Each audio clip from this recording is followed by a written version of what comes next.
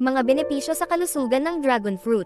Una, binabawasan ang panganib ng diabetes. Ito ay bahagyang dahil sa hibla na nakapaloob sa prutas na umiiwas sa mga spike ng asukal. Ikalawa, binabawasan ang mga panganib ng kanser. Ang dragon fruit ay mayaman sa antioxidants, flavonoids, phenolic acid, at betaseanine, na pumipigil sa pinsala ng mga free radical. Ikatlo, lumalaban sa pagtanda ng balat. Ang dragon fruit ay naglalaman ng mga antioxidant na tumutulong sa paglaban sa pagtanda mula sa polusyon, stress, mahinang dieta, at iba pa. Ikaapat, maganda sa buhok. Ginagawa rin itong malambot at may kintab ang ating buhok, na nagpapaganda ng kagandahan nito. Ikalima, malusog na buto.